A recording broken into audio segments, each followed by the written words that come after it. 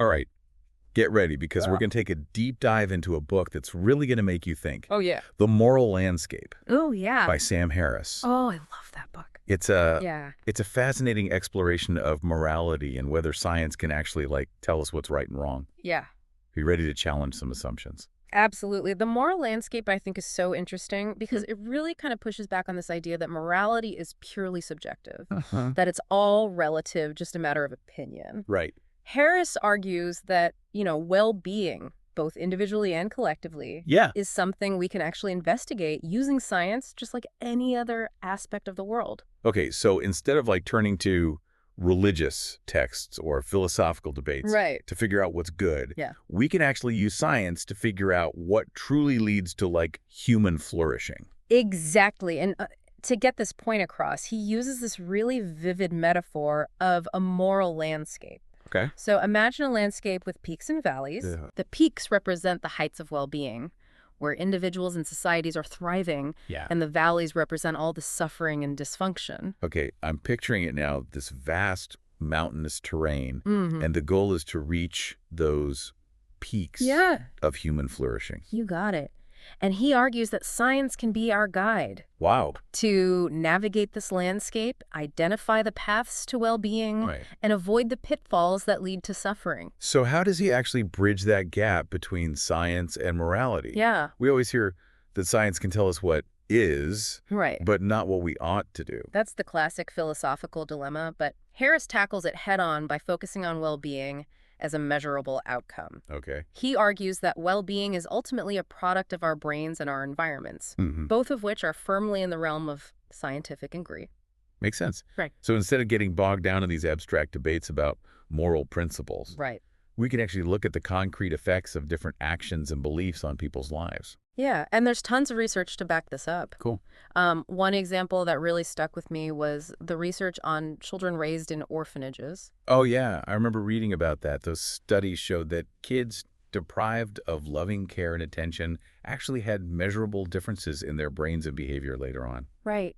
Yeah. It's heartbreaking, but it's powerful evidence that our early experiences, Yeah. particularly the quality of our social connections, have such a deep impact on our well-being, Yeah. even at a biological level. Wow. And that's something we can study and understand scientifically. That's a pretty strong argument, I think, against the idea that morality is entirely subjective. Yeah. That it's all relative to just culture or personal preference. Right. Harris challenges that notion of cultural relativism by asking some tough questions. Okay. Like he brings up the practice of female genital mutilation, which is still prevalent in some cultures. That's a difficult example, but an important one. Yeah. It's hard to argue that that practice, which causes such immense suffering and has no medical justification, is somehow morally neutral just because it's part of a certain culture. Exactly.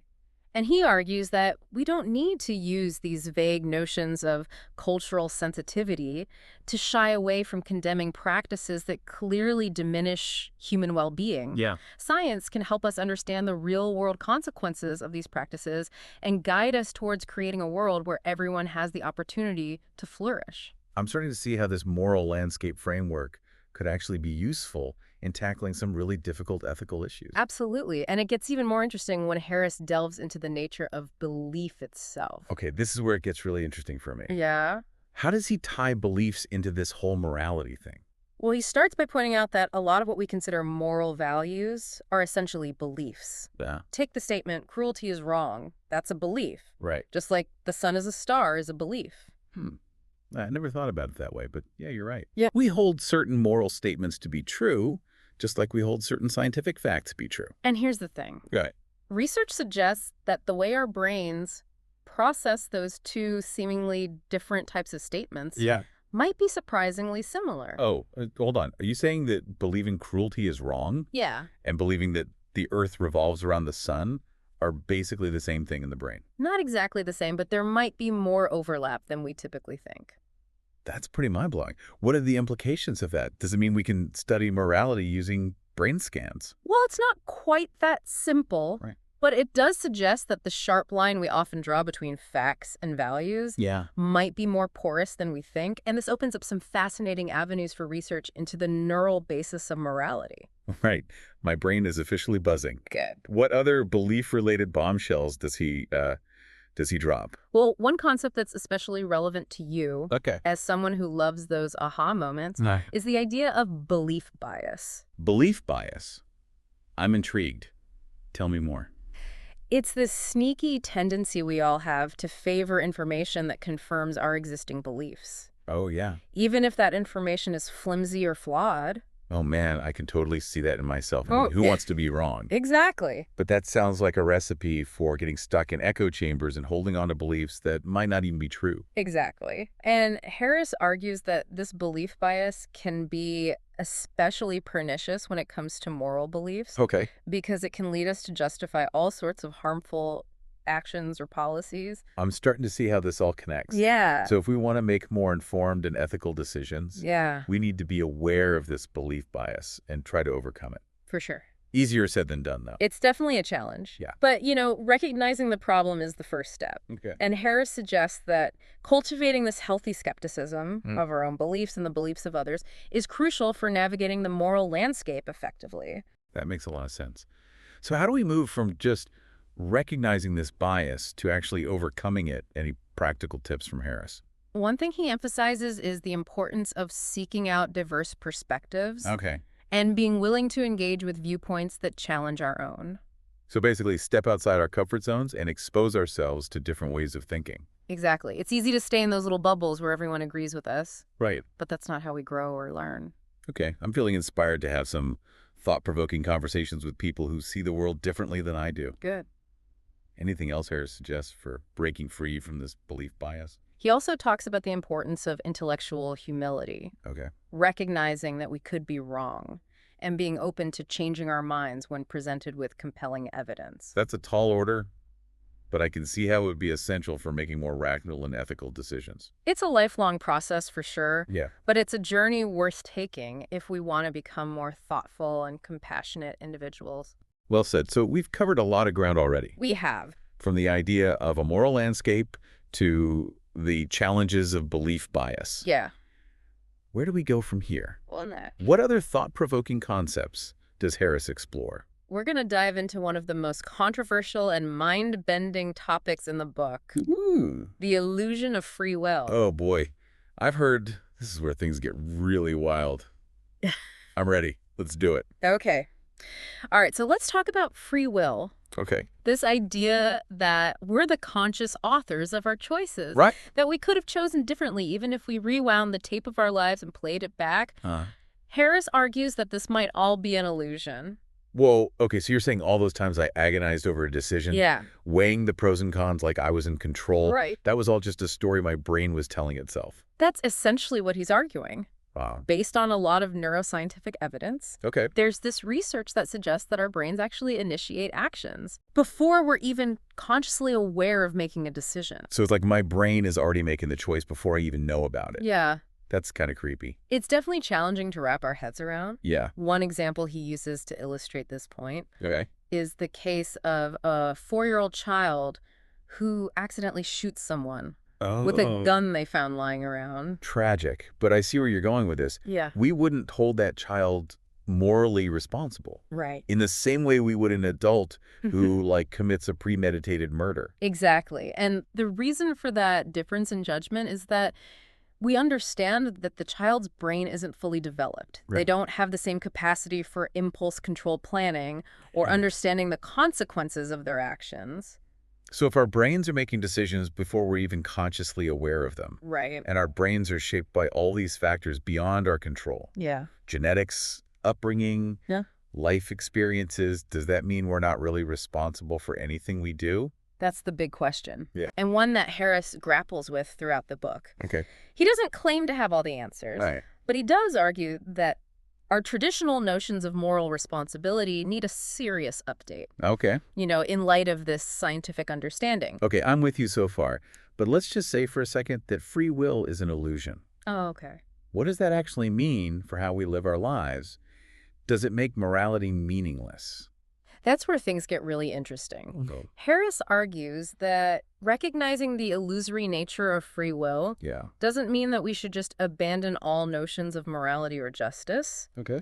but instead it should lead us to a more compassionate and humane approach Okay. to dealing with crime and punishment. Okay, I'm curious to hear more about that. How would our legal system change Yeah. if we took this idea seriously? Well, for one thing, it would shift our focus from retribution to rehabilitation. Okay. Instead of seeing punishment as a way to make people pay for their crimes, Yeah. we'd see it as an opportunity to help them change their behavior. And become productive members of society. That makes sense if we understand that people's actions are ultimately a product of their brains and their circumstances. Right. It seems more logical to focus on addressing those underlying causes rather than just punishing them for things they couldn't control. Exactly. And this ties back to the idea of the moral landscape. Okay. If the goal is to maximize well-being and minimize suffering, then it makes sense to use our scientific understanding of the brain to develop more effective approaches to rehabilitation and crime prevention. So instead of asking, does this person deserve to be punished, Yeah. we'd ask what interventions might help this person make better choices in the future. Precisely. It's a more pragmatic and compassionate approach that recognizes this complex interplay of biology, environment, and behavior. I'm starting to see how this could lead to a more humane and effective justice system. But I imagine this perspective on free will Yeah. also has implications for how we see ourselves Absolutely. and our own lives. It challenges us to let go of some of these cherished illusions about our own agency and control. Right. But it can also be incredibly liberating. Liberating how? Help me understand that. Well, if we recognize that we're not ultimately responsible Okay. for the raw materials we're dealt in life, Yeah. our genetics, our upbringing, the random events that shape our experiences, it can free us from a lot of guilt and self-blame. That's a really interesting perspective. Instead of beating ourselves up for our mistakes or shortcomings, we can start to see ourselves with more compassion and understanding. Exactly. It allows us to focus on what we can control. Right. Our responses to events, Okay. our efforts to learn and grow, our contributions to the world. Okay, this is making me think about another concept Harris talks about, the tension between the experiencing self and the remembering self. Ah, yes, that's a fascinating distinction. The experiencing self is the one living in the moment, Right. feeling all the joys and sorrows of life as they unfold. And the remembering self is the one that looks back on those experiences Yes. and kind of shapes our memories and constructs the narrative of our lives. And the catch is that those two selves don't always agree. Right. The experiencing self might be perfectly content in a given moment, Uh-huh. but the remembering self later regrets the choices that led to that experience. This reminds me of that time I stayed up all night binge watching a show. Oh, yeah. In the moment, it felt great. But the next day, my remembering self was definitely not thanking my experiencing self. Exactly. I was exhausted That's it. and unproductive. A perfect example. Yeah. And it highlights this fundamental dilemma we all face. Yeah. How do we make choices that align with our long-term goals and values, Right. even when those choices require us to sacrifice that immediate gratification? It's like knowing you should be eating healthy and exercising, but reaching for the pizza on the remote instead. Yeah, Our experiencing self wants that immediate pleasure, right.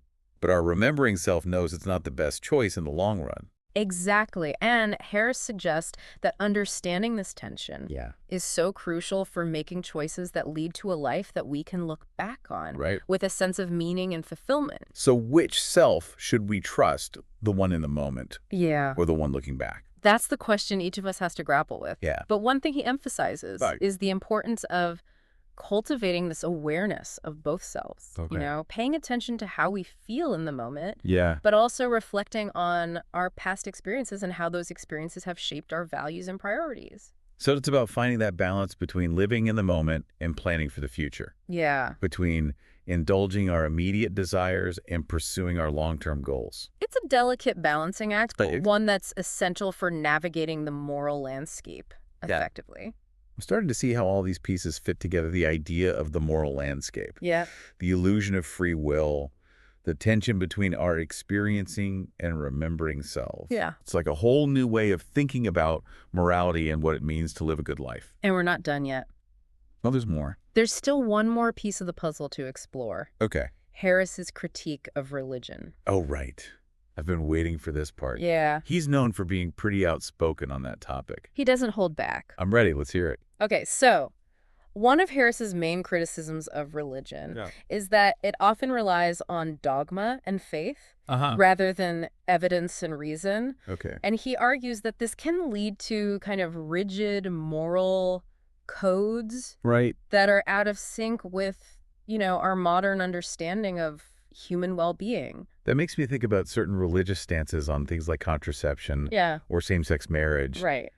Those views often seem to clash with what many people consider to be like basic human rights Exactly. and freedoms. And Harris would argue that clinging to those beliefs, even when there's evidence about the benefits of contraception, for women's health and empowerment. Yeah. Or the harm caused by discriminating against LGBTQ individuals can actually hinder progress Right. towards a more just and compassionate world. It's like we're stuck in a valley on that moral landscape, Yeah, clinging to outdated beliefs instead of seeking out those peaks of well-being. exactly. And Harris doesn't shy away from addressing the elephant in the room, Oh, boy. which is religious extremism. Okay. He argues that, while not all religious people are extremists, Right. certain religious beliefs can actually create a breeding ground for fundamentalism and violence. Okay, so how does he make that connection? Yeah. Religion's been around for centuries. Right. Most people who are religious aren't extremists. Right. But all religions have their share of fundamentalists Right. who believe that their sacred texts are the literal word of God, and that anyone who disagrees is an infidel who deserves to be punished. That's scary. It reminds me of some of those horrific acts of violence that we've seen committed in the name of religion. Right. From the Crusades to the 9/11 attacks. And Harris argues that those acts aren't just aberrations or misinterpretations of religious teachings. Yeah. They're actually predictable consequences of taking certain beliefs too literally Wow. and too far. So what's the antidote? Yeah. Does he think we need to abandon religion altogether to create a more peaceful world? Not necessarily. He acknowledges that religion can play a positive role Okay. in people's lives, Yeah. providing a sense of community purpose and meaning. Right. But he argues that we need to be much more critical Okay. of religious beliefs, especially when those beliefs clash with our understanding of human well-being Yeah. or lead to harmful actions. It's like we need to develop a more nuanced and informed approach to religion. Yeah. One that recognizes both its benefits and its dangers. Exactly. And for Harris, that means shifting our focus from blind faith to reason and evidence. Okay. He argues that science, with its emphasis on critical thinking, open inquiry, Yeah. and, testing hypotheses, offers a more reliable path to understanding human values Okay. and promoting human flourishing. Okay. So after this deep dive into the moral landscape, Yeah. what are your takeaways for our listeners to consider? Well, first, I think Harris is really challenging us to reconsider our assumptions about morality. Yeah. Instead of seeing it as something subjective or relative, Uh-huh. he's arguing that we can approach it scientifically. Right. Focus on what actually leads to human well-being. That's a huge shift in perspective. It is. It's like looking at morality through this brand new lens Yeah, that's informed by evidence and reason. absolutely. And it's a lens we can apply to lots of issues, Right. from personal choices to social policies. And that whole discussion about free will I thought was super interesting. Yeah, me too. Really made me think about my own assumptions about like agency and responsibility, Yeah. both in my own life and, in society as a whole. And even though it might seem kind of like a bleak idea at first, Yeah. that we don't have as much control as we think, it can be incredibly liberating. Right. It frees us from a lot of, guilt and self-blame Yeah. and allows us to focus on what we can control, our responses to events, our efforts to learn and grow, Yeah. our compassion for ourselves and others. And that connects back to the idea of the moral landscape. Totally. If our goal is to reach those peaks of well-being, Yes. understanding the limitations of our minds and, Yeah, what shapes our choices can be really helpful in navigating that terrain. absolutely. And at the end of the day, I think that's what the moral landscape is all about. Yeah. Giving us this new framework Yeah. for how to think about morality, one that's grounded in science, Right. reason, and a deep concern for human flourishing. Oh, you've definitely given me a lot to think about. I'm going to have to go back and reread this book with fresh eyes and maybe have some deep conversations with friends about all these thought-provoking ideas. That's what we like to hear. And on that note, I want to leave our listeners with one final thought from the book that really stuck with me. Okay. Harris talks about that tension between the experiencing self Yeah. and the remembering self. Yes. The self in the moment versus the self that looks back and kind of evaluates our choices. Right. Which self should we trust when making these big decisions? A great question. Is the one seeking pleasure or the one striving for long-term fulfillment? It's something I think worth thinking about For sure. as you navigate your own moral landscape. It is a profound question and one that we each have to answer for ourselves. Yeah. But that's what's so great about this book. What's that? It doesn't give us easy answers, Right. but it gives us the tools to ask better questions. I love that. And approach these complex issues with more clarity, compassion, and intellectual honesty. I think that's a great place to end it. Thanks for joining me on this deep dive into the moral landscape. It was my pleasure. Yeah.